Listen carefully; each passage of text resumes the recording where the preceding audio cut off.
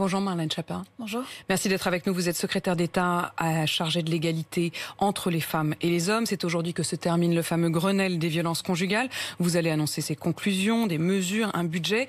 Je voudrais qu'ensemble on relise les cas. Parce que quand on regarde les cas de chacune des femmes, 117 officiellement tuées par leur conjoint ou leur ex-conjoint depuis le début de l'année, quand on regarde leur parcours, elles ont le plus souvent finalement porté plainte, elles ont appelé à l'aide, elles ont dit leur détresse et elles sont mortes quand même.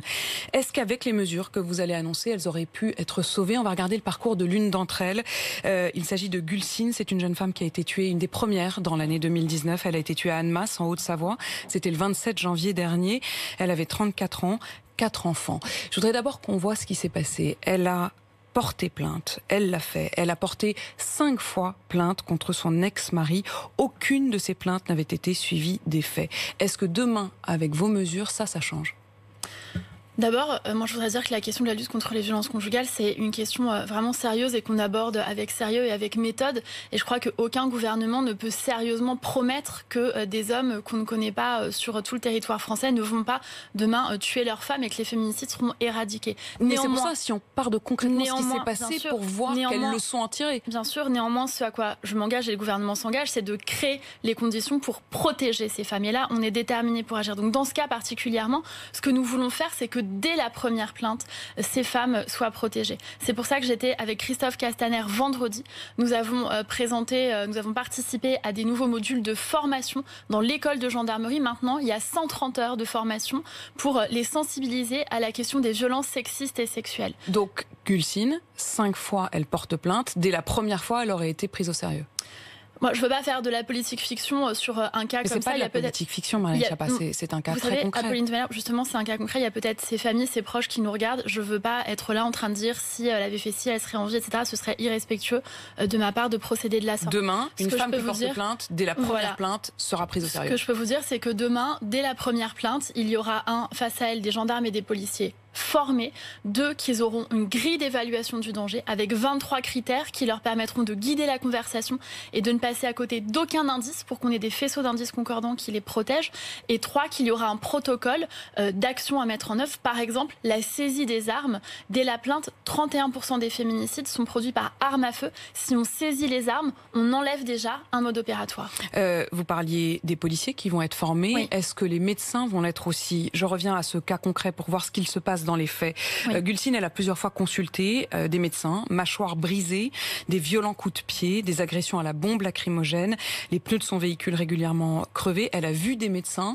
Est-ce que demain, le cas de Gülsine, qui voit des médecins, qui a la mâchoire brisée, des conséquences en seront tirées? C'est ce que nous voulons mettre en place. Et donc, nous sommes en train de travailler avec la ministre de la Justice, la ministre de la Santé et l'Ordre des médecins pour avoir une rédaction très précise qui permette aux soignants de faire des signalements. Il ne s'agit pas de toucher au principe du secret médical, qui est un principe important et qui fonde aussi le lien de confiance entre les soignants et les patients.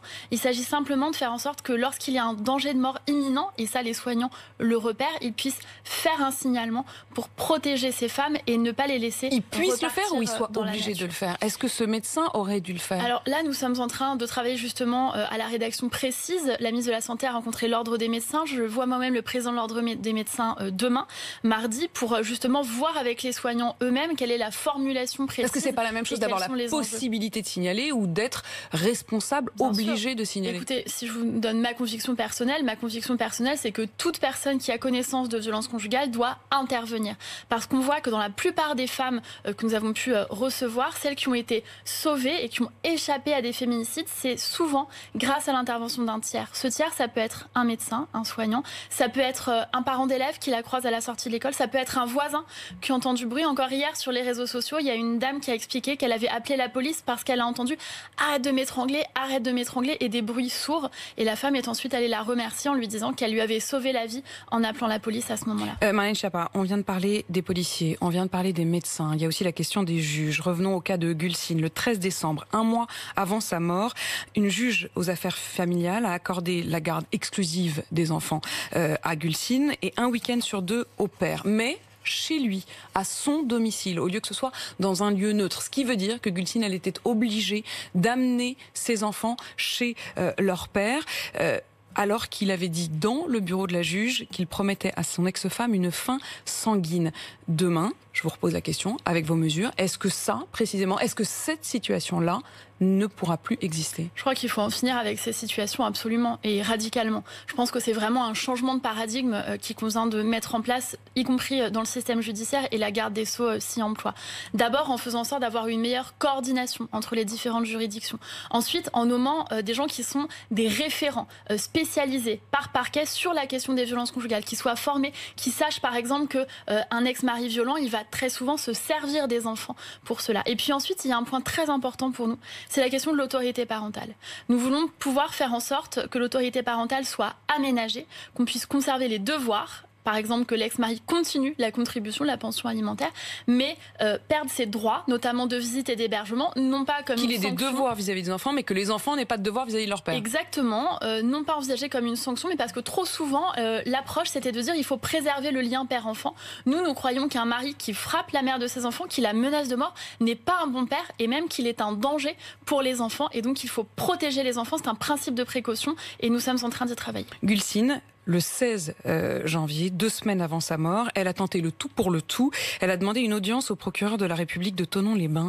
Le rendez-vous lui a été refusé. Elle a réclamé une ordonnance de protection de la justice. Le rendez-vous et la protection lui ont été refusés. Elle a ensuite été tuée par son mari. Est-ce que précisément ces étapes-là qui ont raté, pour lesquels il y a eu à chaque fois systématiquement des ratés, des quiproquos, des incompréhensions, des non prises au sérieux, est-ce que ça, demain, ça change?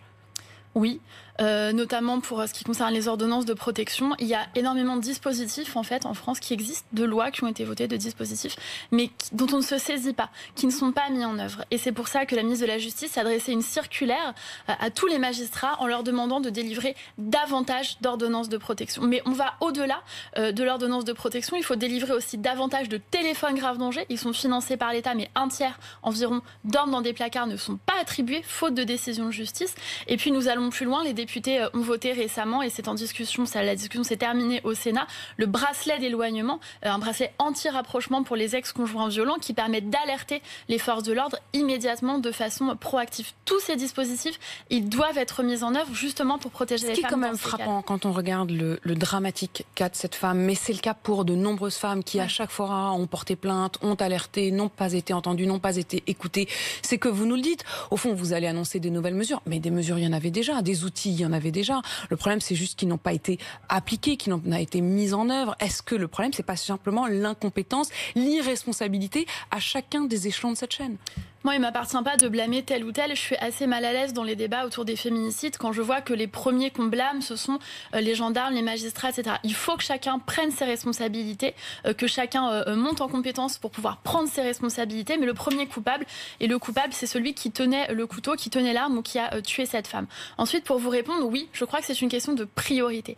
Trop longtemps, on a considéré que les violences conjugales, c'était une affaire privée, que les féminicides, c'était une fatalité. Et au fond, beaucoup de gens, y compris certains professionnels, se disaient « cela ne me regarde pas, c'est une histoire de couple, je ne vais pas m'en mêler ». Il faut que maintenant, on considère que c'est un fait de société et que c'est un combat politique. C'est la raison pour laquelle le Premier ministre, Édouard Philippe, lui-même, a lancé le Grenelle des violences conjugales, le conclura dans quelques minutes avec une grande partie de son gouvernement, avec le président de l'Association des maires de France, avec des soignants, la police, la justice, des associations, des proches de victimes de féminicide, pour que tous ensemble, nous disions c'est une priorité, prenez au sérieux ces femmes, écoutez-les quand elles parlent. Parmi les mesures que vous allez donc rajouter à celles dont on vient de voir qu'elles existaient mais qu'elles n'étaient pas forcément mises en œuvre, il y a notamment la création de centres de prise en charge des hommes agresseurs pour faire baisser la récidive.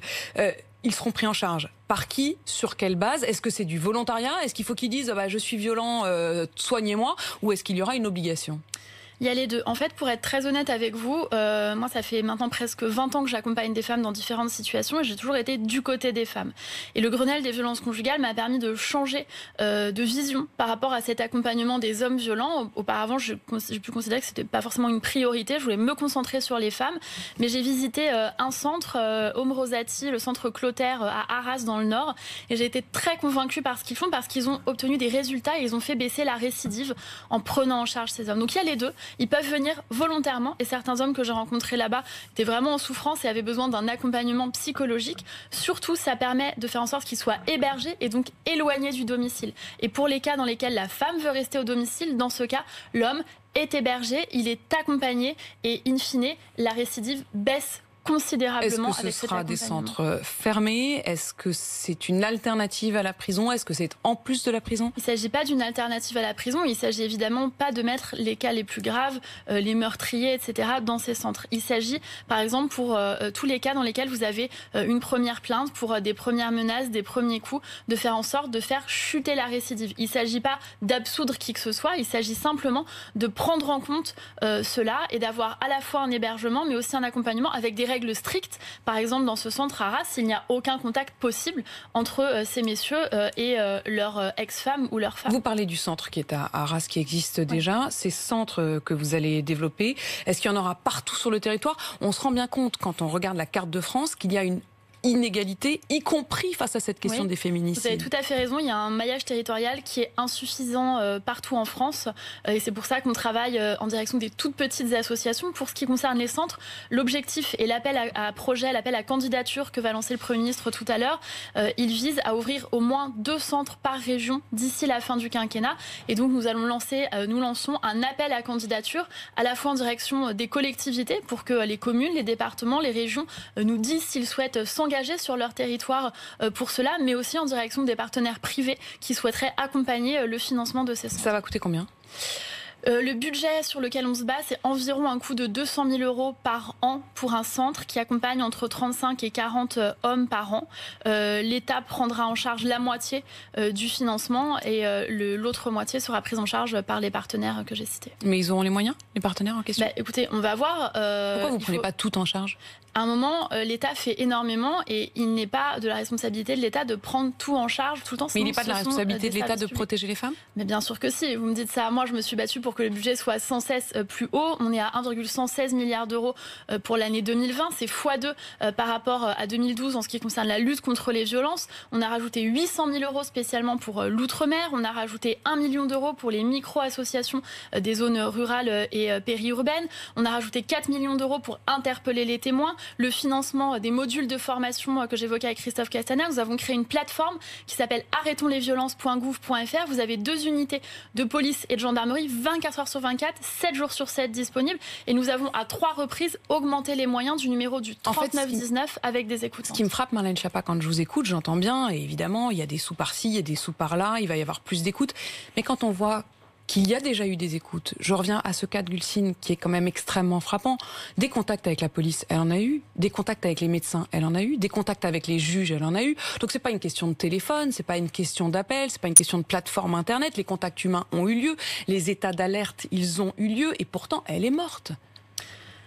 Moi, je ne partirais pas de ce principe-là. Plusieurs choses. D'abord, la première, on change ces contacts, justement. Là, je vous parle de choses qui vont vraiment changer la donne, de formation. Parce que manifestement, les contacts ont eu lieu. Elles, comme beaucoup d'autres, ont porté plainte 1 fois, 2 fois, parfois 7 fois. Parfois, les entourages sont venus déposer plainte. Julie Douib, à l'île Roussel, elle a porté plainte 7 fois, son père 2 fois, son frère 1 fois, sans que ça n'ait été même transmis au parquet. Donc il y a véritablement une question de prise de responsabilité. Et j'en reviens à ce que je vous disais, le gouvernement fait tout ce qui est en son pouvoir pour éradiquer les violences conjugales. Mais le gouvernement ne pourra pas tout seul. On a besoin que chaque professionnel prenne ses responsabilités, priorise ce sujet, prenne au sérieux la parole des femmes. Et c'est pour ça qu'on crée ces plateformes. Là, vous me parlez des femmes qui ont déjà porté plainte.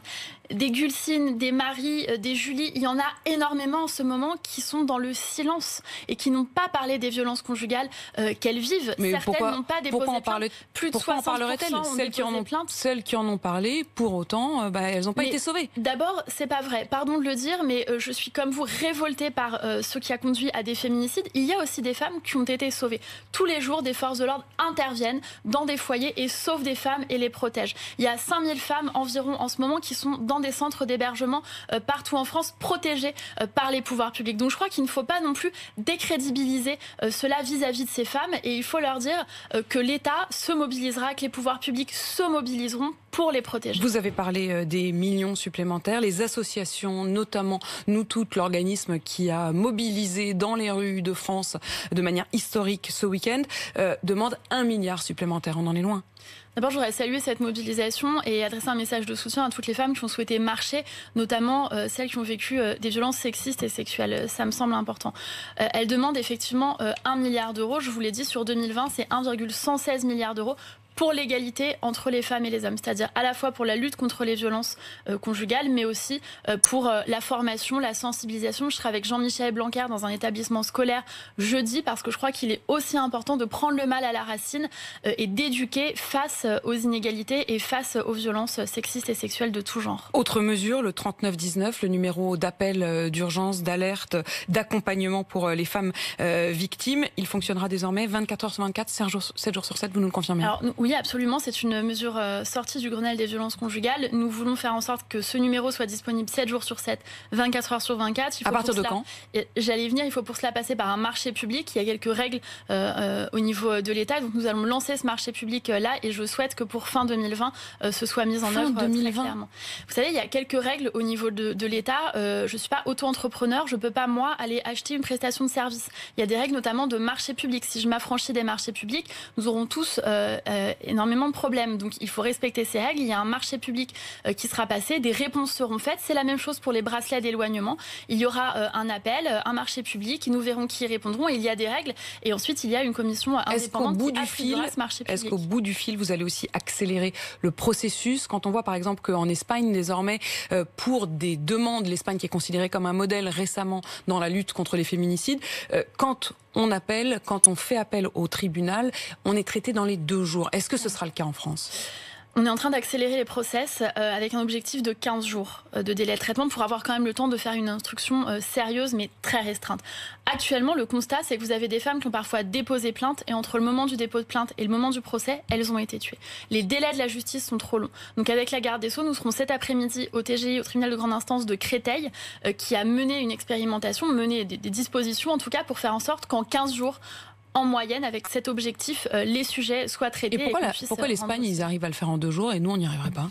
L'Espagne, ils ont pris à bras-le-corps ce sujet en 2004. Nous, c'est devenu une grande cause du quinquennat en 2019 et nous avons commencé à travailler sur les violences conjugales en 2018. C'est un fléau qui existe, d'après les anthropologues, depuis l'Antiquité. Moi, depuis 2 ans et demi, je me démène et tout le gouvernement se démène pour faire en sorte de lutter contre les violences conjugales. Il faut qu'on aille plus vite, plus fort, mais on ne peut pas régler d'un coup de baguette magique, ni même au lendemain du Grenelle. Je ne crois pas une seule seconde que le 26 novembre, au lendemain du Grenelle des violences conjugales, les violences conjugales vont cesser d'un seul coup. C'est un travail de longue haleine, sans relâche, que nous devrons continuer à mener dans la durée. Merci beaucoup Marlène Schiappa d'être venue sur RMC et BFM TV. Vous êtes secrétaire d'État chargée de l'égalité entre les femmes et les hommes et vous rejoignez tout de suite Matignon puisque Édouard Philippe va faire les annonces dans un instant.